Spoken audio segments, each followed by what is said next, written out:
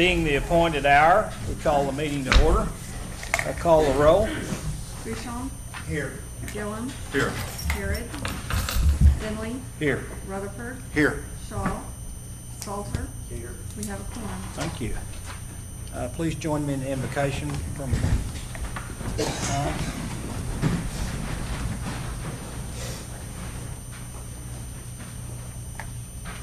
Let us pray. Almighty God, we come before you this evening with thankfulness in our hearts for the abundance of blessings that you have given us, including the ability to live and work in this great city. Lord, we come to you tonight with special prayer for Marshall Moreno, that you would be with him and his family and the doctors, and that you would give them the tools and techniques that they need to deliver him from this terrible cancer which he is afflicted with. We pray for all those in our community who are suffering with cancer, that they could find peace and comfort and guidance for the physicians and healing by your hand, Lord. We also pray for those who are ill and infirmed, widowed and orphaned and in need. Cause us to help where and when we can. Lord, we thank you for this commission. We appreciate the work that they do, and we ask that you would be with us tonight as we go about doing the work of this city, that you would lay special guidance upon our city commission, that they may know the right things to do that would be pleasing unto you. As we leave from here this evening, go with us, guide us, keep us safe from harm, and we'll give you the praise and the glory. Amen. Amen. Thank you. Join me in the flag salute. Attention, position, pledge. I pledge allegiance to the flag of the United States of America and to the republic for which it stands, one nation under God, indivisible, with liberty and justice for all. Thank you. I would consider a motion to approve the consent agenda. So moved. Moved by Commissioner Gillum, Second. second by Commissioner Rutherford. Is there any discussion? Call the question. Motion carries 5-0. Item number 2, citizens' participation. We have, this is a time that we allow citizens to come forward and speak their piece on things. We have a 3-minute per person limit and a 12-minute per topic limit. This is not the time to speak if you're here for one of the public hearings that's a later item on the agenda. Otherwise, come to the podium, tell us who you are, sign in, and speak your piece. Seeing none, item 3, presentation by the city manager to employee of the month, Michael Johnson. Mr. Johnson, please join me up front, sir. Thank you. Mayor and Commissioners, this is Michael Johnson. He's our employee of the month. Mr. Johnson is a lifelong Shawnee resident. He and his wife, Kedra, have 2 boys. He's a sci-fi enthusiast and collector of vintage video games. He began working for the city in June of 2017. He works in the Parks Department and recently became responsible for the downtown route. He has eagerly accepted the changes. He's always ready to do what is needed and has an excellent attitude and a strong work ethic. His positive attitude and good spirit is contagious and has lifted the morale of the entire department. He's an outstanding asset to the Parks Department and the city of Shawnee, and I'm pleased to congratulate him this evening. Thank you, sir. Thank you. Congratulations.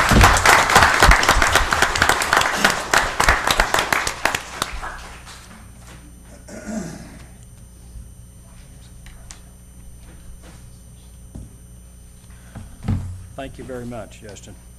Item 4, discussion, consideration, and possible action to approve an ordinance amending ordinance number 2606 NS, changing the name of the Shawnee Beautification Committee to the Shawnee Community Beautification Committee, providing for severability, codification, or repealer, and providing for emergency.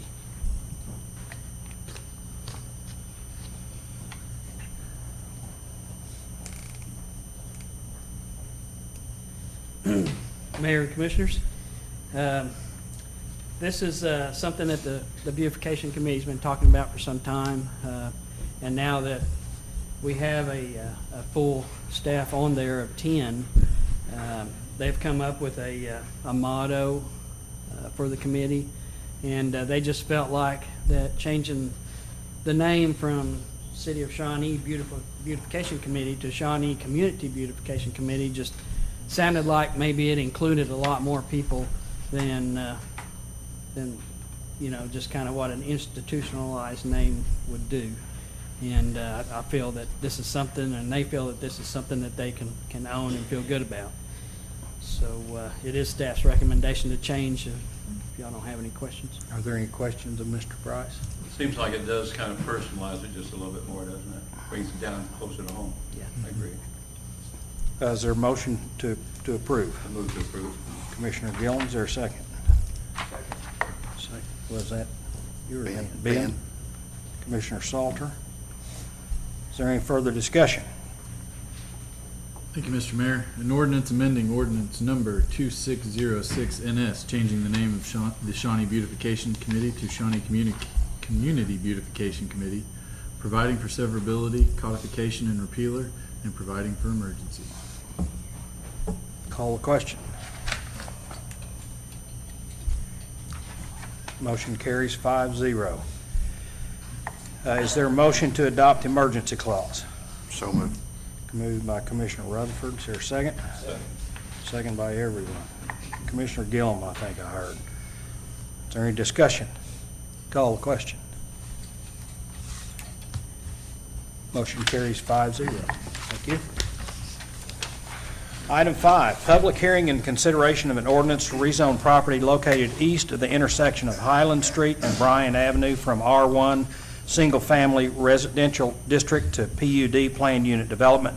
Case number P0118, applicant Landrum Group, LLC, deferred by Planning Commission at the March 7th, 2018 meeting, deferred from the January 16th, 2018 City Commission meeting. Thank you, Mr. Mayor and Commissioners. First case we have for today, as described in the agenda, is located on Highland Street, east of Bryan Avenue. If you're a bit more familiar with the area, this would be just west of Country Club Road and part of the Country Club Heights addition. The requested use is to take one individual lot that has been previously platted back in 1977 and really breaking this out into 16 individual lots for higher density residential. So in total, it would be 16 lots on about 2 acres, which is pretty high density. Generally from this development, they include a planned unit development proposal, a design statement with it. The overall design for the site would be nice brick veneer structures, gated, fenced around the sides, and would also include a community building with golf cart storage to be associated with the country club. When staff reviews cases such as this, when looking at increasing the higher density, we look at 3 major things. The first is the general zoning for the adjacent properties. If you look north of Highland Street, historically this has primarily been one lot, single family residential uses. That includes Country Club Heights addition, along with the other 2 additions that are located on that south side of the section. However, on the south side of Highland Street, 2 individual properties about 20 years ago were rezoned to R3 multifamily residential, neither of which have at this time actually been converted into multifamily residential. We next look at the comprehensive plan, which states for this particular area allowances for residential use, and this ranges from single-family residential all the way to multifamily residential. Lastly, we look at Highland Street and recognize that it is a major arterial in the city of Shawnee. And elsewhere, particularly west of Bryan Avenue on Highland Street, you'll recognize the uses, high-density commercial uses, higher-end multifamily residential. It's the same for Independence Street, MacArthur, and some of the others as well. So it is consistent in our past to allow similar transfers to higher density uses along our major corridors. However, individually with this particular project, we started this process back in January and included a number of conditions that really caused the deferral for 60 days or to March. And the main reasons for that are first, as part of their design statement, there were a couple things that were not approvable by city staff, one of which being the stormwater mitigation measures that they put in place. They just don't coincide with the city's codes. The second was the addition of several points of language for this type of development. This development mirrors what we used to have in our zoning code, which was called R1Z, and that allows properties to actually be placed on a property line. And due to the fact that they're placed on property lines, we have an abundance of language that allows for common access, basically a maintenance area to access that side of your property on your adjacent property owner's land, along with rainwater runoff and so forth having to be maintained on the property.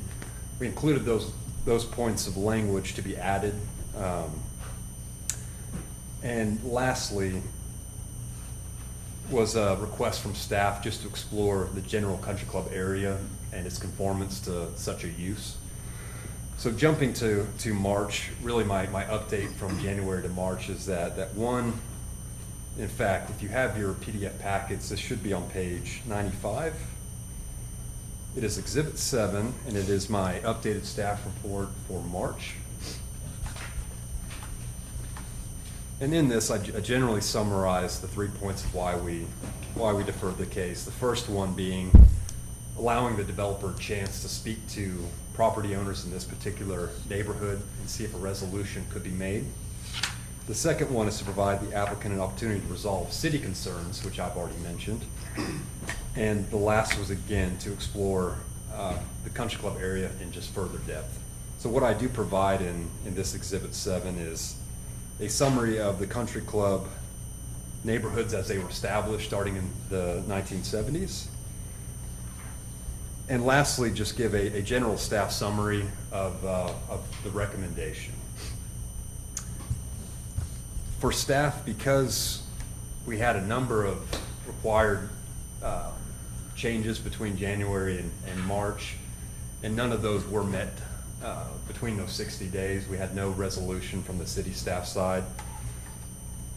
Staff can't obviously recommend approval at this point due to having those additional conditions needing to be met.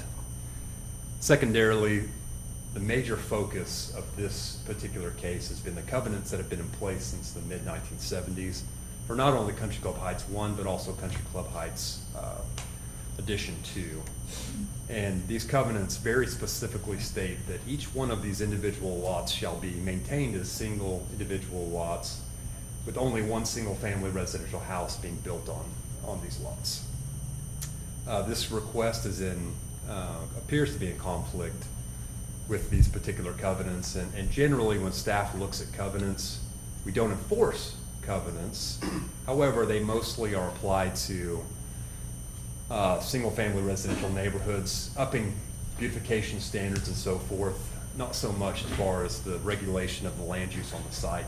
In this particular case, because it appears the site is in conflict with the development that is proposed, staff really believes that until that is remedied via an amendment to the covenants or an agreement between the developer and obviously those associated with the Country Club Heights neighborhood, that staff review should discontinue at this point. So with that, staff does not believe a deferral will do the trick. I've discussed this with several of the members of the Country Club Heights Edition. It does not look like we will have any kind of compromise happening anytime soon. So with that, staff cannot recommend approval and certainly does not recommend deferral of this item either. At that, I would be happy to answer any questions that you have for me. Well, it does seem to say that the, let's say, west of that location would be similar type or in any way comparable to what is east of, it's just not feasible. Sure. You have a dividing line with the church, you have other things there that do not meet the looks of and general attitude of that to the west. Sure. And plus the density. There's a couple of things that bother me there. Completely understood. And my point behind Highland Street being an arterial and having those uses elsewhere is just to mean that in the future there's certainly a chance, whether that be 20, 30, 40 years down the path, that higher density development may happen in those particular areas. It's just a pattern, I suppose. That, I guess we're running into a lot of problems finding places for new homes as well, as I understand. and I understand that, but the situation is to change something like this would be a mistake. I think it's not commensurate with the area. The dividing line is most definitely right there, and beyond that, there's nothing that would be approaching what we're talking about. Thank you. Any other questions of Justin? Is there anyone here that would like to speak in favor? Is there anyone here that would like to speak in opposition? Seeing none, do we need a motion to approve or deny, or Yeah, we just need to close the public hearing, and then if there is no motion, it would die. public hearing is closed? Is there a motion? Hearing none, the matter is disposed of. Item 6, public hearing and consideration of an ordinance to rezone property located at 7109 North Kickapoo Avenue from A1 Rural Agricultural District to A1 Rural Agricultural District with a conditional use permit. Case number PO 318, applicant Nelman Brawning, deferred by the Planning Commission to March 7th, 2018 meeting, deferred from the January 16th, 2018 City Commission meeting. Thank you. As mentioned, the subject site is located on the northeast corner of Kickapoo and Garretts Lake Road. It is approximately 157 acres in size, and the application has come forward in January for request to get a conditional use permit on this site to allow for a flea market type use. As it's zoned right now in A1, that's not currently allowed, but with this conditional use permit, the commission has the ability to set conditions to make sure that such a use would comply with all city standards. The applicant has made it pretty well known that he wants to maybe try out a flea market, see how it works, but in the future, if it is successful, possibly convert this site into more of a commercial investment and actually build some structures. And I believe Canton, Texas is an example that was brought up once or twice as a similar type use. To describe this particular area, the comprehensive plan designates this for industrial type use, which in a nutshell just allows for higher density allowances. It's very low density in general in this particular area, and we have two major roads, being Kickapoo and Garretts Lake Road, that surround this property. So in reviewing the request, staff does have 12 conditions listed here, and the main reason for these, really the large amount of conditions we have, is just to assure, since the city does not have a private property event permit currently, we still need to make sure that everything that happens on site does comply with city, state, and federal laws. So it's quite a bit there, but staff spent a full 2 months really exploring what other cities have done statewide, nationwide, in similar circumstances. So staff is going to make a recommendation to approve this conditional use permit. I'd like to go through at least 4 of these conditions with you just to better explain what I'm talking about. So, I suppose the first one to bring up is that an event plan and map would be required 30 days prior to any events hosted on site. And what this event would allow us to do is to describe where the parking will happen, make sure that all traffic flow happens off of our major roadways and on site. It shows where restroom facilities will be, vendor locations, any signage, and really anything else that the city might require of them at that point. Another condition listed is this will be restricted to 2 times per month, and this conditional use permit will last for 1 year from the date of commission approval. So really it's a test case to make sure that we are doing this properly and that we don't have any changes that we need. Since we have not done this in the past, this would be the safest approach for us to do. The last 2 conditions have been added. So there were 10 original conditions, but the Planning Commission at their meeting in early March requested 2 additional conditions, which are events shall be contained to the southwestmost portion of their land out there. We had 2 members of the public come. The major complaint being if any event were to be hosted directly adjacent to their property, which would be, in this case, neither of those representatives were adjacent property owners, but that protection is for adjacent property owners in the event that it, of course, is loud or obnoxious during these events. And by their own willingness in the letter that is attached, they want to start this project out in the southwestmost 10 acres. And the last condition is events shall be limited to the weekend, defined as Saturday and Sunday, with additional allowances at the discretion of the planning director. And this is really to account for specific holidays that might fall on a Monday or Friday, where it might be possible to allow such a use to continue. With that, staff does recommend approval with 12 conditions, and I'd be happy to answer any questions that you have. They will be subject to our otherwise nuisance and noise ordinances Correct. and those kinds of things. I'm sorry, Doug, go No, ahead. no, no, my apologies. No matter what the activity, be it a concert, be it a flea market, the hours, I'd seen in here, the hours were mentioned 3 different times with 2 different sets of hours. 2 of them mentioned 8 to 5, 1 of them mentioned 9 to 5.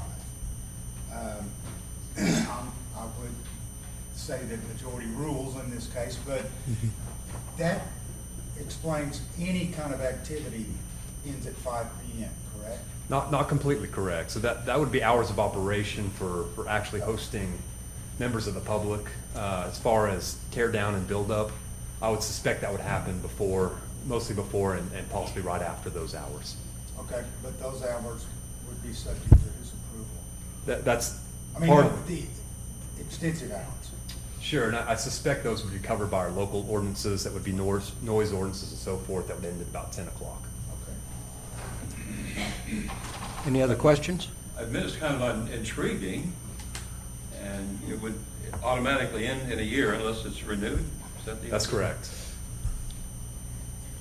I noticed in here that there was an item about they would be required to clean up and everything after. Yes, sir.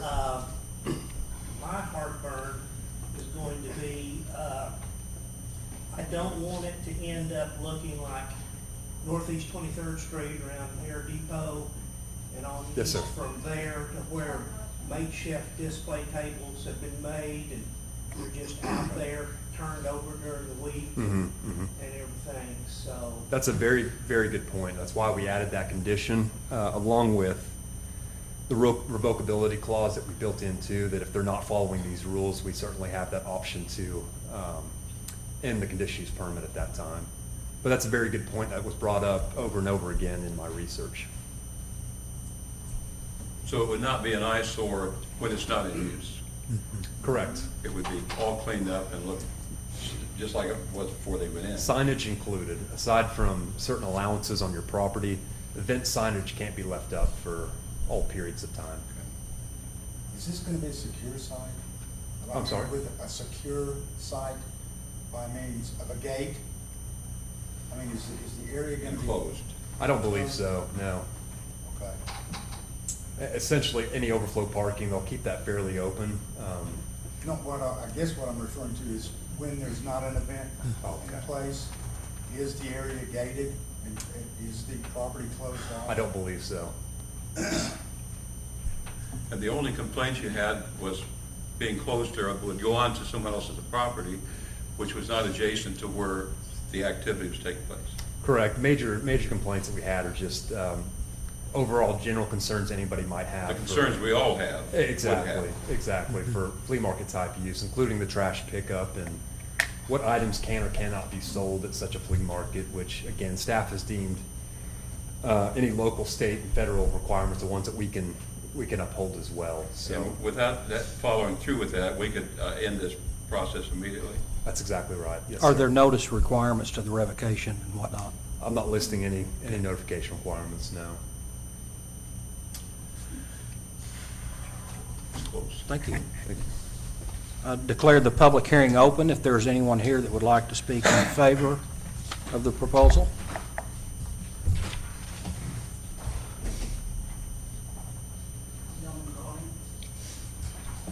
And the owner's out of town, or he'd be here. Is it okay to pass these out, Justin? It's just an aerial view showing you that how many neighbors are actually around this property. The neighbor right adjacent to it, he's offering to be our sort of security guard out there.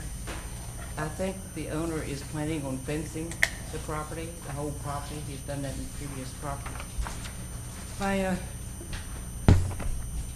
We plan on putting porta pots around temporarily.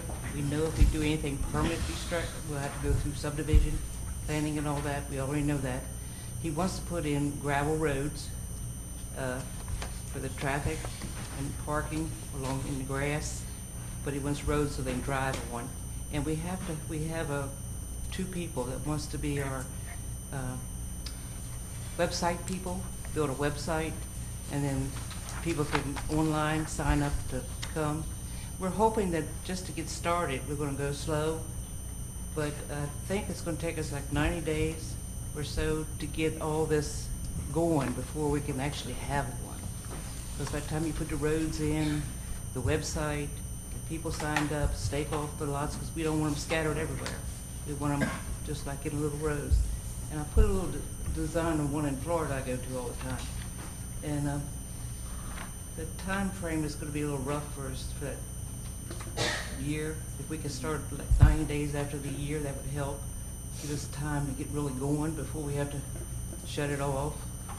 I had one other question here. Oh, the 10 acres.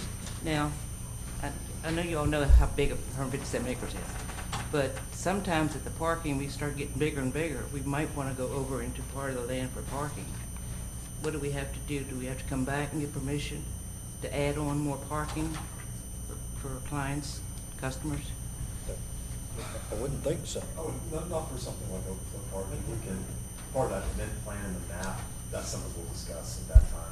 Mostly for the setup for vendors and so forth. Oh, yeah. Well, we want them lined up so when they call and we can go into row 2, bin number 4, and that's their spot for that particular time. I want it neat. Don't have a whole lot to say about it, but I want it neat. And I think it's going to be good for the town. I do a lot of retail here in town, like Shalowski's and Rib Crib and all that stuff. But this is the first time I've tried this, and the owners always wanted to do it. And so when he bought that land, I said, well, try it here. Tough, it was in the city limits, but we'll try to work with you. We've got 40 pots. We've already got vendors talking about coming with crafts and stuff. And we've got food trucks that are asking to come. So we know we got to meet the health requirements. And A question about the parking. Yes, sir. You show very clearly delineated lines. Is this just an area that's there, or do you have ways to delineate each of those spaces? We're gonna so you have- could get a car safely in and it wouldn't be a hodgepodge? Yeah. The one I go to down in Florida, you go in on an angle mostly. You pull in off the main road and just park and get out, back up, and just up and down the roads, just like any other shopping center, like Rib Crib out there. You go around and around. So you have the roads basically going in, figuring, do you have anything to start those?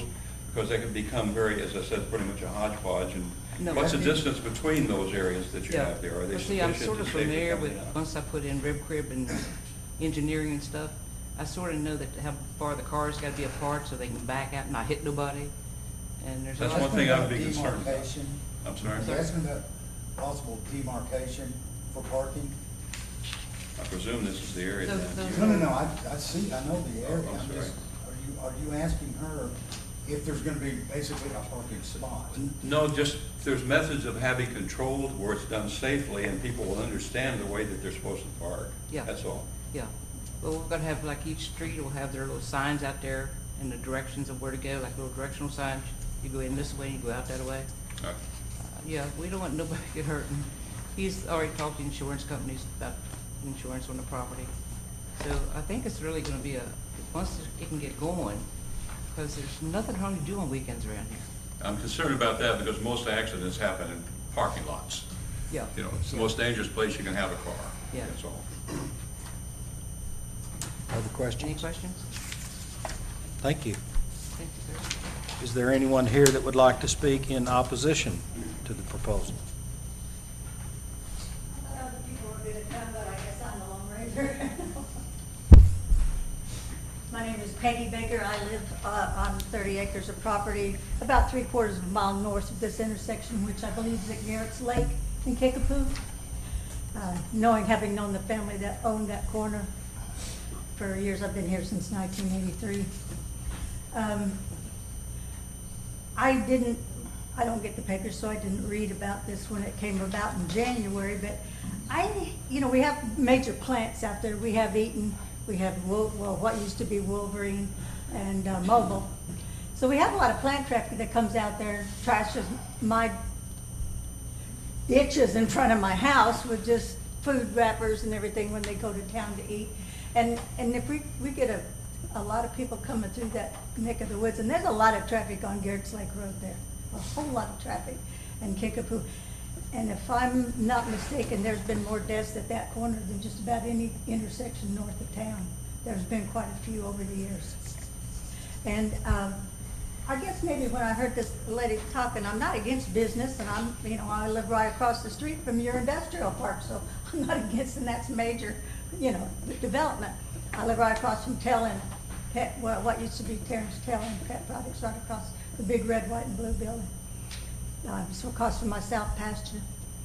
But I guess I have this nightmare of seeing something that looks down on that corner that looks just like the flea market south of the river in North Dell City on Bryan Street, where you have big open dirt parking, and when it rains you got potholes and all kinds of stuff. And hers didn't sound terribly organized when we're going to have this and we're going to have that, but we're going to figure it out as we go.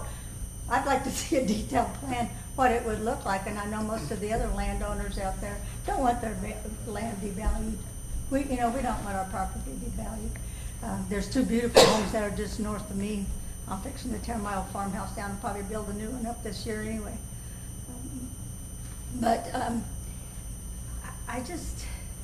I don't know, it just seems to me like, and idea of having flea markets isn't major downtown. Shawnee, it kind of reminds me of Branson, flea markets within old buildings down here on Main Street. We got a lot of flea market areas down here. And I wish people would populate downtown Shawnee a little bit more in some of these. Here we go. There's Kate. Okay. Good evening, everybody. How's it going? Good. I'm Kate Joyce, and I'm the cruise director at the Shawnee Senior Center. And I just wanted to invite all of you, because we are having our 4th annual senior stroll, which is in conjunction with Health Week.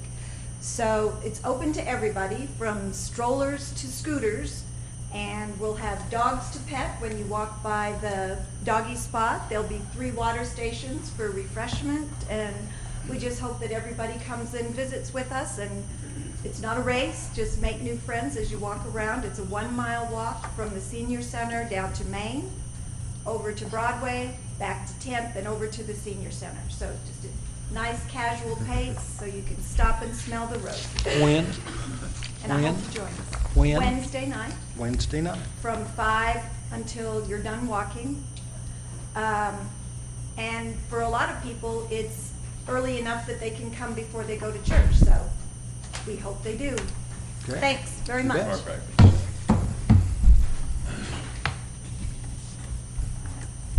Thank you. Item 3, Mayor's Proclamations. Want me to read those from up here?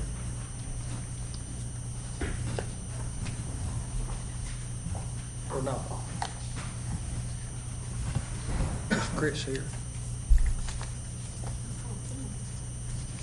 You're okay reading?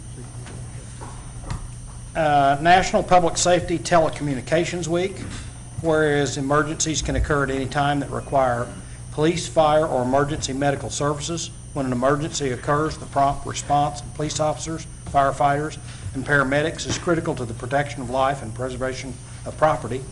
And whereas the safety of our police officers and firefighters is dependent upon the quality and accuracy of the information obtained by citizens who telephone the City of Shawnee. And whereas professional public safety telecommunicators are a vital link between the citizens and victims, and are the first and most critical contact our citizens have with emergency services. And whereas public safety telecommunications of the City of Shawnee dispatched 87,911 calls for service and answered 182,778 phone calls, with 31,353 being 911 calls in 2017. And whereas public safety telecommunicators of the City of Shawnee Communication Center have contributed substantially to the apprehension of criminals suppression of fires, treatment of patients while exhibiting compassion, understanding, and professionalism during the performance of their job in the past year. And whereas in honor of the men and women whose diligence and professionalism keep our city and citizens safe, your valuable service should be applauded and held in the highest regard all through the year, for without your commitment, devotion, and hard work, countless number of lives and property would be in jeopardy. Thank you for helping our community and keeping us safe. Now, therefore, I, Richard Finley, Mayor of the City of Shawnee, Oklahoma, do hereby proclaim the week of April 4th to April 18th, 2018 to be National Public Safety Telecommunications Week. Secondly, Fair Housing Month. Proclamation declaring April 2018 as Fair Housing Month in the City of Shawnee, Oklahoma. Pursuant to the authority granted to me as Mayor of the City of Shawnee, I do hereby proclaim the month of April 2018 as Fair Housing Month and decree that all citizens affirm to follow the concepts, practices, and intent embodied by the laws of the United States of America, the State of Oklahoma, and the City of Shawnee. The City of Shawnee has adopted a Fair Housing Ordinance and has designated the month of April as Fair Housing Month and encourages each citizen to implement the provisions of those acts. The City Commission has further designated the City Clerk as the Fair Housing Activities Coordinator and requests that any person or group of persons planning activities to promote fair housing to inform the Fair Housing Activities Coordinator of said activities.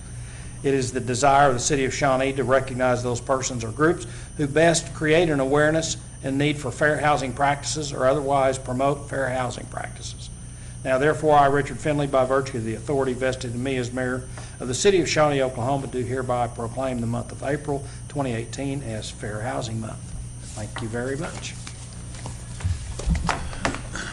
Item 4, Daniel Raines is here to present the VSI, who is the visitors people.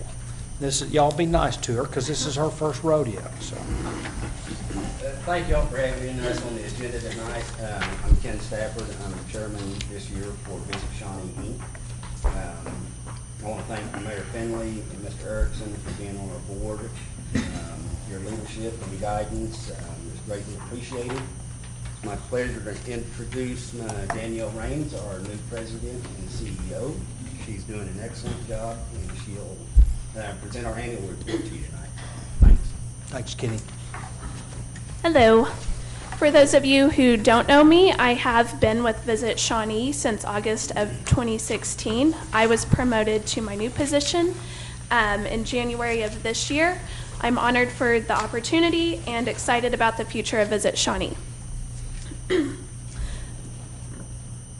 Visit Shawnee, Inc. was founded as a 501c6 nonprofit organization with the primary purpose of promoting travel and tourism to the City of Shawnee. Visit Shawnee provides support in the form of event funding, tour arrangements, assistance with hotel rooms and rates, and providing welcome bags. Our goal is to highlight Shawnee as the perfect city to host an event or meeting. 2017 was a busy year for Visit Shawnee. We provided over $109,000 in event funding support to 40 events. Visit Shawnee provided $70,000 of that event funding support to events held at the heart of the Oklahoma Expo Center, including the Triangle Horse Sales, which sees about 5,000 visitors per event, and the International Finals Youth Rodeo, which brought 10,000 visitors to Shawnee last year. The International Finals Youth Rodeo celebrated 25 years last July, and Visit Shawnee provided an additional $10,000 in sponsorship to help with special events held in conjunction with that anniversary. Visit Shawnee is also proud to support safe events for families. In 2017, Visit Shawnee provided $12,500 in event funding for events such as the Redbud Festival, Trail Days, the Christmas Parade, and their largest event, Boo on Bell, which brings about 30,000 visitors to downtown Shawnee each October. Last spring, Visit Shawnee launched a brand new website complete with new content, photos, a blog, an interactive chat option, and a book direct link that makes it simple for visitors to book their hotel rooms online. Our efforts were recognized when we were awarded Best Website by Frontier Country Marketing Association. We also partnered with the City of Shawnee to host a photo contest in an attempt to collect new photos of Shawnee and the surrounding areas. We received more than 500 entries and awarded $2,500 in prizes. The next year promises to be just as productive for Visit Shawnee. We have already launched a brand new hospitality training program for frontline employees who directly interact with our visitors. Our first training was held on March 29th, and approximately 30 employees from the hospitality industry participated. We hope to continue to grow this program and encourage a sense of pride in the community of Shawnee. Some of our other major goals for 2018 include developing a set analysis for determining direct and indirect economic impact that events and meetings have on Shawnee. Also, developing a long-term vision for our organization, making a concentrated effort to recruit new events and meetings to Shawnee, and increasing Shawnee's presence in local and national media. This concludes my presentation, and I will be happy to answer any questions you might have. Anyone have any questions of Danielle? I would call the commission and the audience's attention to page 9 in their report. We've spent a great deal, I sit on their board, we've spent a great deal of time in their board meetings talking about how we measure and how we try to explain to people whether or not they're doing a good job. And if you'll spend a little time looking at these statistics, you'll see that Daniel and Emily have put together a very, very good start in that program. And the measurement of the economic impact that she discussed is something that's on the horizon. They keep asking me what I want, and I keep telling them I don't know, but I'll know it when I see it. So they've done a great job with very vague request on my part, but from the city standpoint, we appreciate it, because this is the kind of stuff as we get into our contract review committee and those kinds of things that to us is meat. And I just am of the opinion that what gets measured gets improved. And thank you very much. Good report. Thank you.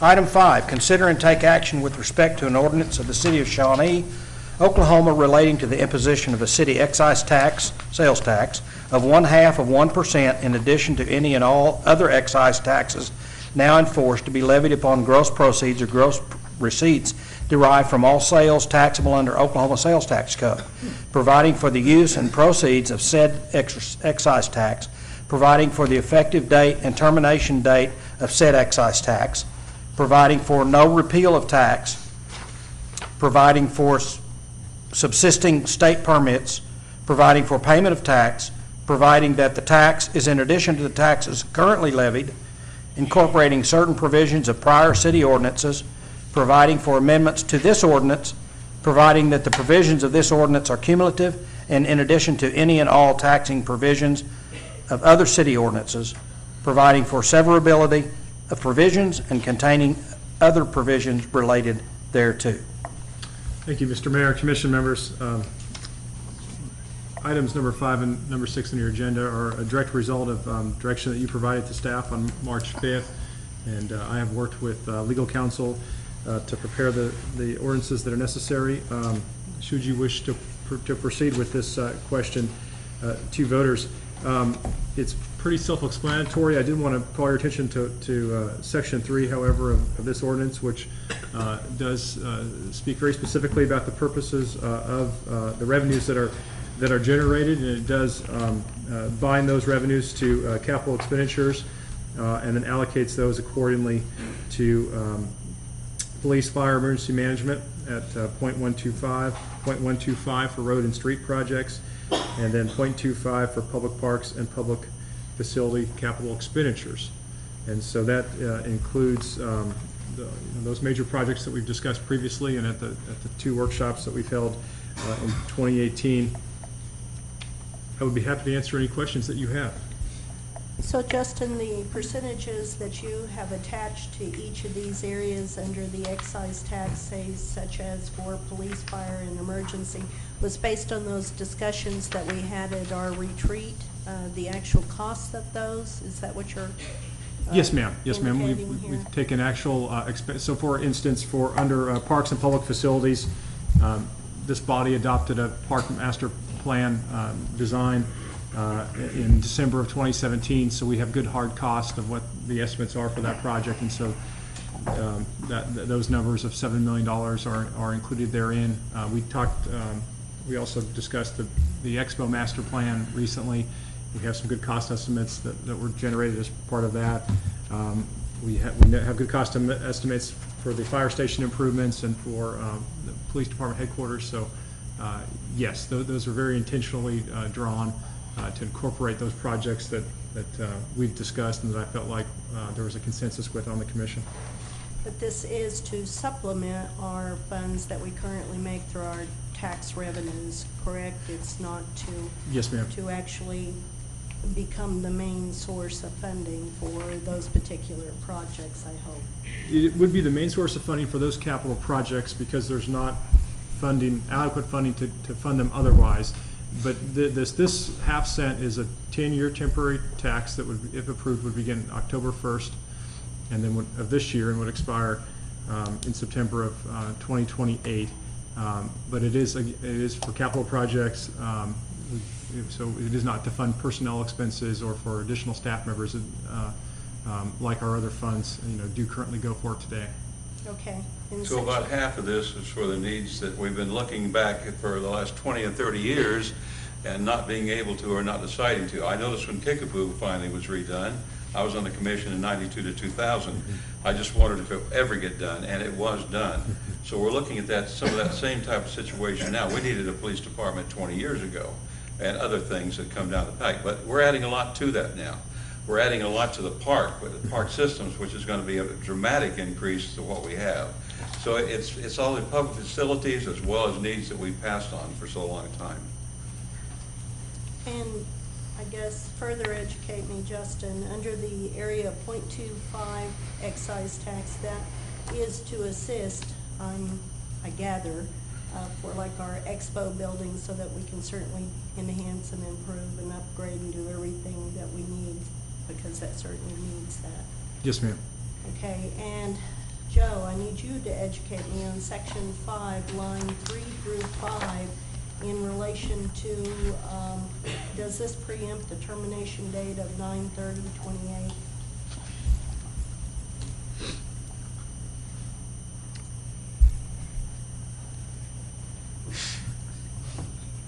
I just want to know that for taxpayers, that if we have a project that we're currently looking at doing, say a long-term project, Right.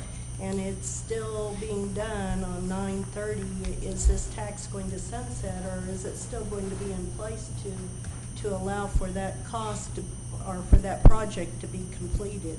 This will sunset, and so we'll have to, of course, many of these projects are of substantial scale, and so you will see them again if this is approved, and then, after this is if this is approved, then we'll have to staff will have to work with the commission to assess priorities and timeframes, and then we will bring packages of projects to you where you will review it, approve it, we'll do the competitive bidding process, and so this is very much just the start, and if we're fortunate enough to be able to have these funds to do these projects, there's going to be a lot of involvement over the next 10 years to make sure they happen on time and on budget.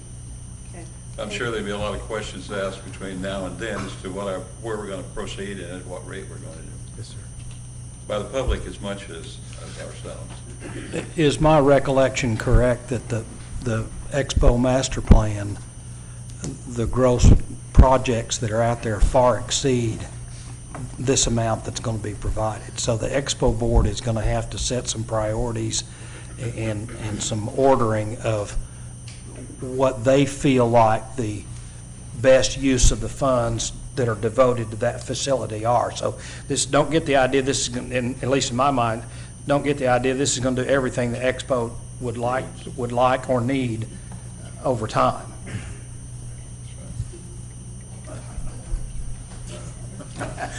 Is there further discussion? I move we approve the ordinance. Moved by Commissioner Harrod, Second. second by Commissioner Rutherford. I want to mention one thing is, we emphasize, the staff and the commission has emphasized that the most important thing of this is to complete the projects and that therefore try to gain confidence from the citizens and the voters that we intend to do what we say we're going to do. So that's one thing that we want to emphasize, that we are going to do these projects. Thank you very much. I just think that in these discussions, that the public just wants us to be clear that if we do these projects, then, you know, in 2028, we look at severing this and terminating it and not continuing it, because so many times the taxpayers have been under the belief that these taxes will end at a certain date, and it's not occurred.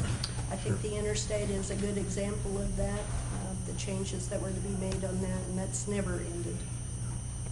So, and it's a good point. But let's say a future city commission in 8 years from now, this is going to sunset in 2 years' time. Then, if they choose to take a vote to the public, it would have to go back to the public to extend that tax. So there would be an opportunity for a future vote at that time. But as this is written now, this absolutely sunsets in 2028. Thank you, Mr. Mayor. An ordinance of the City of Shawnee, Oklahoma relating to the imposition of a city excise tax, open parentheses, sales tax, close parentheses, of 1/2%, open paren, in addition to any and all other excise taxes now in force, close paren, to be levied upon the gross proceeds or gross receipts derived from all sales taxable under the Oklahoma Sales Tax Code, providing for the use of the proceeds of said excise tax, providing for the effective date and termination date of said excise tax, providing for no repeal of tax, providing for substitute state permits, providing for payment of tax, providing that the tax is in addition to taxes currently levied, incorporating certain provisions of prior city ordinances, providing for amendments to this ordinance, providing that the provisions of this ordinance are cumulative and in addition to any and all taxing provisions of other city ordinances, providing for severability of provisions and containing other provisions related thereto. Thank you. Call the question.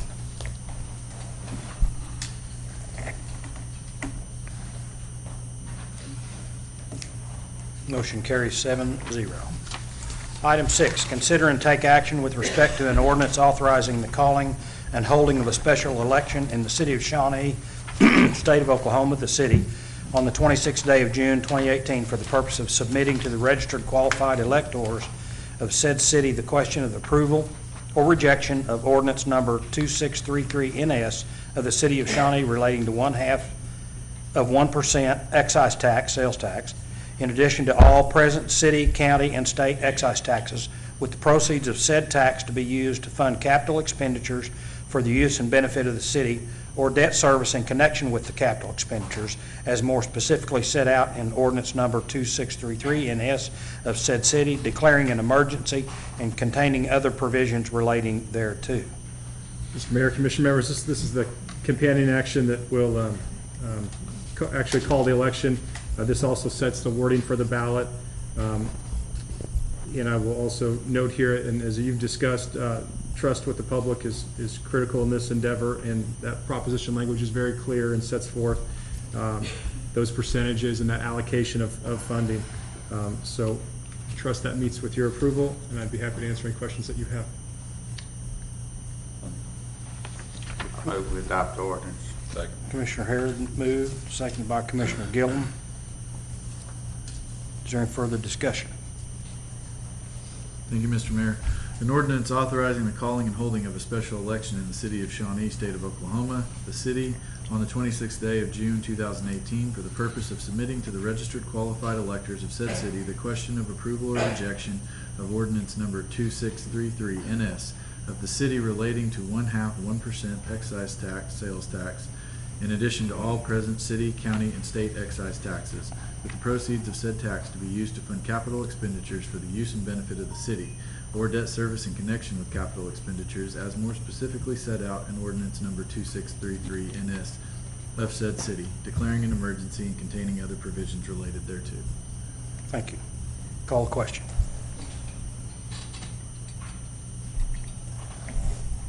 Motion carries 7-0. Is there a motion to adopt an emergency clause? Moved by Commissioner Harrod, seconded by Commissioner Bushong. Is there any further discussion? Call the question.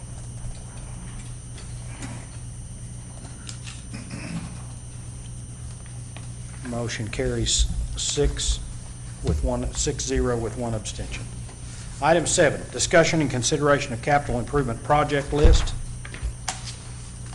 Thank you. As we just discussed, of course, the ordinances specify by on an overall percent basis how that money is allocated.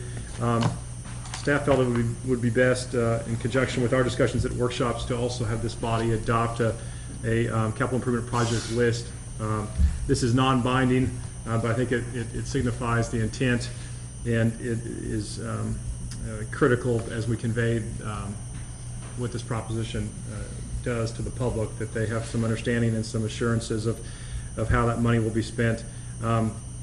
Obviously, we don't know everything about every project at this stage because we haven't developed bid specifications. We don't have bids back on specific projects, so it's not that this cannot change over time, but it's just that it's a good representation of what our desire is at this time. So staff would recommend that the City Commission approve this project list, and I'd be happy to answer any questions. Justin, I apologize because I must have, as I was going through my packet, just entirely overlooked this. So that would have answered my question earlier. So moved on my part. I'd like to get this list in place.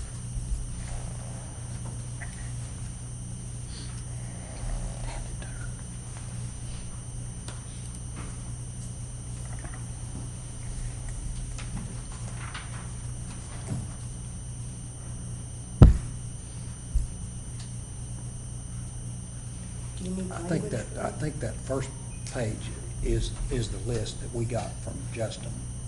Can we incorporate that by reference, or do we need to read it into the record, Joe? It's on the agenda and with an action item. I think it's included. It is. Okay. It is. So I'd like to, in my motion, incorporate the list that has been attached in the April 2nd, 2018 draft, which includes the capital improvement project list that can be funded with temporary sales tax. We have a motion by Commissioner Shaw. Is there a second? Second. Second by Commissioner Harrod. Is there any further discussion? Call the question.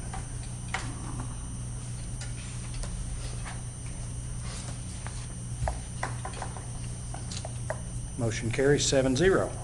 Item 8, consider a resolution updating the city fee schedule by one, setting the water rates for residential and commercial use both inside and outside the city limits pursuant to subsections A and B of sections 26. Is that 26-26? Is that what it's supposed to say? Article 2 of Chapter 26 of the Code of the City of Shawnee, and setting the sanitary sewer rates for residential and commercial use both inside and outside the city limits pursuant to subsections B and C, sections 26 and 27, Article 2, Chapter 26 of the Code of the City of Shawnee, and providing for readoption of the city fee schedule in whole. Part of recodification completed in 2017 does not raise the current rates. It's an editorial comment. Now you know. Right. Well, thank you very much with that introduction. This does not raise rates. This clarifies content. When the recodification occurred, there was some confusion on the part of codifier whether or not this was going to be included in the fee schedule or in the code. Historically, it was kind of an elaborate table because the last time there's been an extensive rate schedule adopted was 2009, and it was a phased increase on an annual basis, and so it was a very lengthy table. So we've been able to clarify that content. We do need to do this so that we have a clear rate schedule established in our code and in the fee schedule. Some of you have asked about future rate increases because you know that we're doing the engineering on major water and wastewater enhancement activities or improvement projects. And as we refine those numbers and work with our engineers on a timeframe for that, we'll be bringing to you in the future, probably summer or fall of 2018, something like we did in 2009, where it would be a multi-year phased schedule where we could slowly increase rates over time to limit the impact to the public. But at this time, there is no rate increase, and we just need to clarify the code and the recodification process. I'd be happy to answer any questions. And that is just to clear up any ambiguities? Yes, sir. Just recodification, okay. So this is real, and looking ahead where we're going, this makes that probably more understandable then as we work into that. Yes, sir. Projects for sewer and water. Yes, sir. That editorial note's probably in there for me, because I got home the other night, read the agenda about 2 o'clock in the morning or 3 o'clock, and I emailed the city manager and said, what are we doing, trying to increase rates and asking for a sales tax? And he said, that's not what's happening. So You know, there's a guy in New York trying to pass a law to keep you from emailing him at 2 o'clock in the morning. Oh, okay. Well, he didn't answer me till the next one. So I apologize for that, but anyhow. If you could educate me on just a couple of things though, Justin. is Yes, ma'am. that I'd noticed that in these rates, and I know this is based on historic fee schedules that have been put into place, and we're just doing recodification here. But why do residents appear to pay the same amount as commercial after 1,000 gallons? Was there a basis for that at the time when this was being put into place? At the time in 2009, there had been so many years lapsed between rate increases. I think it was 15 years or so, 15, 20 years. approximately. And so it was I think the first increase was like 35%, and it was a heavy hit. Industrial users tend to use a lot of water, and so they are impacted pretty greatly by these by large increases. And so I think at the time it was used to maybe soften that blow a little bit, and it was kind of a negotiated process. We'd had some public meetings with high water users in the city and industrial partners, and tried to work with them. I wasn't directly involved in that at the time, but that's my recollection. So I think going forward, as we look at potential future increases, we'll have to examine best practices again and look at what other cities are doing and how they treat commercial users versus residential. And we'll also have to look at as you step up your use, is that price per gallon increase or decrease? Do we help encourage conservation? And how do we balance all those competing interests? So that's kind of some of the history there. Okay, well, I certainly encourage looking at other cities to see what they're doing and how that particular balance is made. Yes. I'm glad I won't be here to see that piece. Is the system, now I'd asked Lisa a question earlier, and this was something I just learned, is that on the sprinkler systems, that when it comes to sewage waste, is that apparently that unless you tell the city that you've used a sprinkler system, or educate me further here, Lisa, correct me where I'm wrong, is that you have to have a separate meter for your sprinkler system, or you're charged for the same sewage amount based on your water usage. Is that correct? Yes. Yes, it would have to be a separate meter with your sprinkler system in order for it to measure it correctly. We can't tell if there's just one meter, what it's used for, whether it's in the house or on the sprinkler. So I've had that question posed to me so many times, and so I've been giving the wrong response. So everyone who's asked me that question, please see Lisa and Justin. From what I understand on that, Not this Lisa. This Lisa's already proved not that. aren't the rates set though in November, December, January, when your sprinkler usage would be non-existent or very low? They do an averaging for your winter months. So in April, currently right now, the customer service clerks are looking at your average, and I think it's October, November, December months, and then they're averaging it out. So your sewer is based on that usage rather than your summer. So it does help a little bit with your sprinkler rates. So your rate doesn't go up when your sprinklers are on But in it the will summer? over, I mean, that average only can be applied that, in that one instance to assist. It's averaged over in the winter months when most people do not use their sprinkler. So you're It's paying on winter averages. rates in the summer? But they have to be in the residence for, I think it's 12 months. And pool.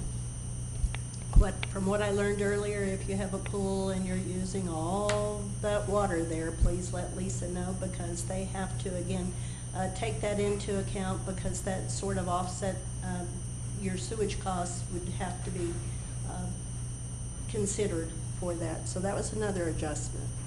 Those kind of large uses of water that don't necessarily require a sewage system, just communicate with the city clerk's office. That's all I can say. I'm not going to make a joke about the pool and the sewage, so. Is there a motion? Move we approve. Moved by Commissioner Harrod. Second by Commissioner Bushong. Thank you, Mr. Mayor. A resolution updating the city fee schedule by, number one, setting the water rates for residential and commercial use, both inside and outside city limits pursuant to subsections A and B, section 26-26, Article 2, Chapter 26 of the City Code. And two, setting the sanitary sewer rates for residential and commercial use, both inside and outside city limits pursuant to subsections B and C, sections 26-27, Article 2, Chapter 26 of the Code of the City of Shawnee, and providing for the readoption of the city fee schedule in whole. Call the question. Motion carries 7-0. Item 9, new business. There is none, sir. Commissioner comments. I would remind everyone that Wednesday, you can come out and see Commissioner Rutherford flipping pancakes out at the expo. It starts at 7 o'clock in the morning to 7 o'clock in the evening. So if you don't have anything else to do Wednesday, you can come out and join Commissioner Rutherford. Also, agree with what was said about the bike trails.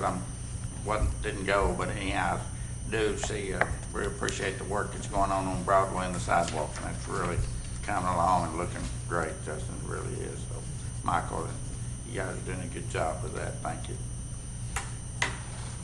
Did want to thank VSI for the work that they've been doing, and the photo competition. That was very nice to look at. There was a lot of real pretty beautiful pictures on there. That was fun to see. Thank you. I've noticed at the fire department, progress continues on the building over there on Bryan Street, and I certainly appreciate that. The downtown businesses, I appreciate your continued enthusiasm and efforts, as well as the senior center, what you do for the community and our elders that are there and are able to participate in those activities. One of the other things I'd like to ask Justin about is the website redesign. I know you had indicated on the 19th that it was to be done, I think, in 10 days. How's that looking? It actually launches tomorrow. I'm glad you brought that up. And to Commissioner Rutherford's point about the photographs, we've incorporated a lot of the photographs from the photo contest into that as well. So it will take just a little bit tomorrow morning to make that transition and have it come up on your server. But check tomorrow morning or tomorrow afternoon and ShawneeOK.org and let us know what you think. I encourage all of you to take a look at that website. A lot of time and effort's been spent on that, and I think it's going to look great. The comprehensive plan, I believe we had our consultants meeting, and I believe the mayor asked for a steering committee, and hopefully some commission member, vice mayor, or someone volunteered to be a part of that. So how did that go with the consultants? Went well. It was a good kickoff meeting. They were in town the same time that the Blue Zones team was here. The Blue Zones national team was here. So it was excellent. They were in town for about 2.5 days.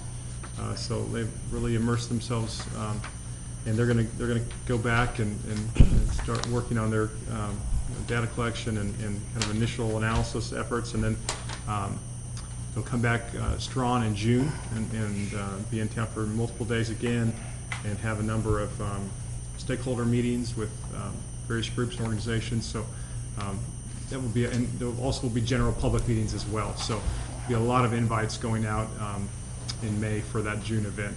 So I'll definitely keep the commission updated.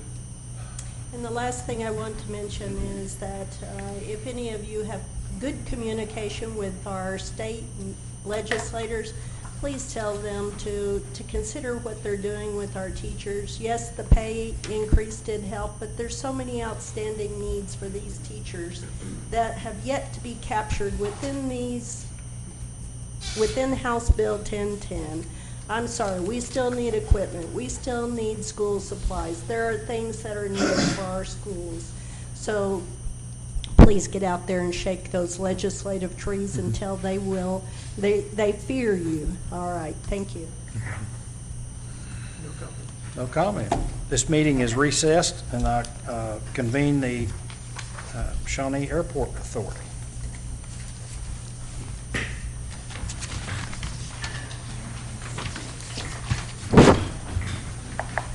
Is there a motion to adopt the consent agenda?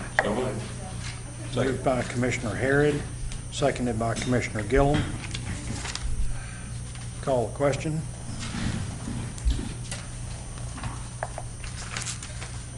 Motion carries 6 ayes, 1 abstention. Item 2, discussion, consideration, possible action concerning the North Airport property regarding termination of existing lease. Ronnie? Good evening, Mr. Mayor, Commissioners. In the memo that you have before you, it fairly well summarizes the situation. We had issued a lease for the gentleman in question to repay from that particular land, and the lease has a natural renewal date of the end of March, a few days ago. And as the gentleman in question has not really been participating in the program, has not really been managing the hay collection and the subsidiary cutting that was required under the lease, it's the recommendation of staff and also the Airport Advisory Board that we allow that lease to just die naturally at its first renewal date and not offer the option for a renewal. Are there questions of Monty? He is in arrears still? That is correct, sir, to my understanding, yes. There have been no further contact between the parties? He was given, per the terms of the lease, a 10-day Yeah, letter that said it's important for you to go ahead and clear this up. That resulted in a telephone call with a suggestion that he would be able to make payments, which he has not followed through and undertaken so far. Yeah, the contract specifically talks about the 10-day, which you just stated, and so no further action or contact? Again, he received the letter, probably a week or so after receiving the letter, he made a phone call to me saying that he thought he might have an option to sell some cattle, and that might help him, with clear up his arrears, which did not occur. And other questions? I'd move we terminate the existing lease. Moved by Commissioner Harrod to terminate the lease, second by Commissioner Buchon. Call the question.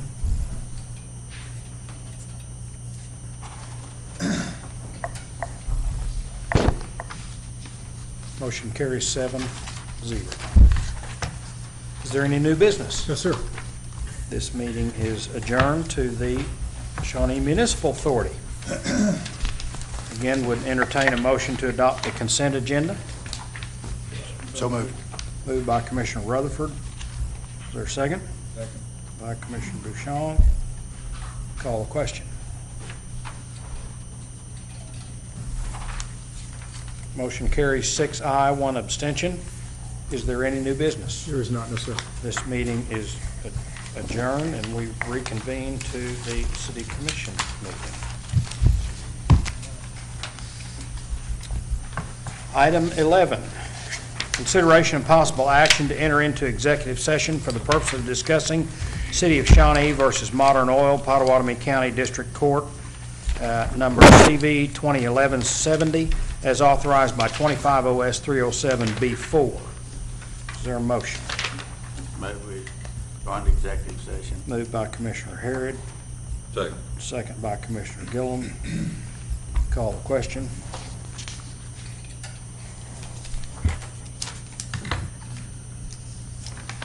Motion carries 7-I. Can we do 12 at the same, or 13 at the same time? It'd be 12, sir. 12 at the same time, in the They same go 12. executive session? Well, it's two different executive sessions, I but understand, but we can do them contiguously or Correct. consecutively. Correct. Can we do this now? correct. Item 12, consideration and possible action to enter into executive session for confidential communications with legal counsel regarding a pending claim upon advice of legal counsel that public disclosure would seriously impair the ability of the city to process the claim in the public interest as authorized by 25 OS 307B4. So moved. Moved by Commissioner Gillum. Second. Second by Commissioner Rutherford. Call the question.